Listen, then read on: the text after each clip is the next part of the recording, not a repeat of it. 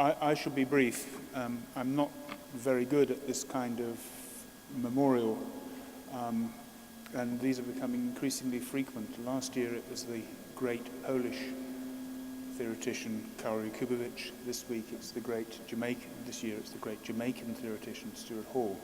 And this is not a pleasant experience to have to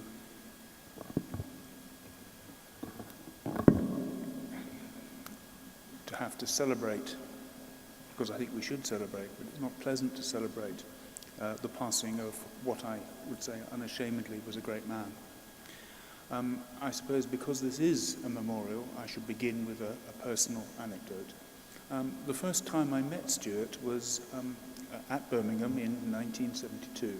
I had been a very unhappy graduate student at Oxford, and my supervisor said, "Why don't you go and talk to people at Birmingham and see if you can transfer? There's a guy there called Stuart Hall who might be very, very interested in what you're doing." So I went to Birmingham, and I entered the centre, which at that time was in the top floor of the English building. And I met Stuart and Michael Green, but also half a dozen students. And the contrast with Oxford was so sharp. Oxford, the most hidebound of institutions. Other institutions have examination regulations. Oxford has examination decrees. And to be interviewed not by some grand professor, but by a group of people who many of them were my age, many of them were similar backgrounds to me, together with Stuart, the sense that the centre was a collective and democratic institution. This was my first meeting with the man, and I think it was my first encounter with that kind of academic work, which I think is a hallmark of Stuart's achievements. The centre, I think, was well, he didn't found the centre, but he certainly presided over what I suppose, call its heroic phase. And in many ways, looking back on it,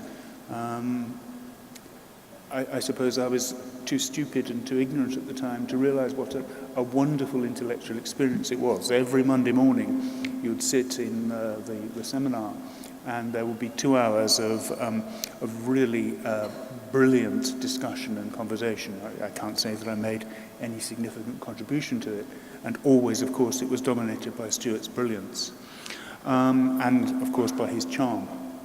I don't know how many of you have seen John O'Comfrey's film, The Stuart Hall Project, but if you haven't, I would advise you very strongly to see it. It's a very, very fine tribute to Stuart. It allows him to speak for himself at a whole range of times. It's a very beautiful film as well.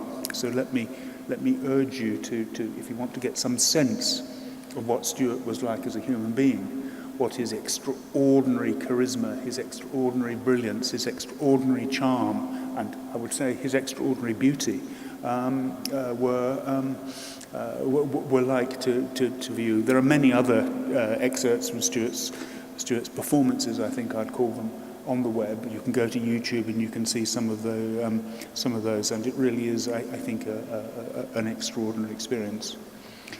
What his intellectual legacy was is, I think, a much broader question. Professor, my predecessor, said he wasn't a French intellectual. That's true, but I think that Stuart's influence partly depended on his openness in the engagement, not only with French intellectuals, also with Gramsci, also later with Laclau and Woolf, and so on. But I think that what Stuart's real achievement was to transform cultural studies. And cultural studies clearly has something which had been developed previously by Hoggart, by Williams, and so on. But I think it was very clearly rooted in a quite provincial English tradition. It came out of English literature, and it was very deeply marked by that experience. And I think even if you think of Raymond Williams, another great figure in the tradition, although theoretically there's a commitment to a wide range of activities, the work, let's say, The Country and the City, for example, remained very, very deeply rooted in an English literary tradition. And Stuart was also, had also in his his trajectory passed through that English literature tradition. But certainly by the early 70s, his openness was to a whole range of different ideas.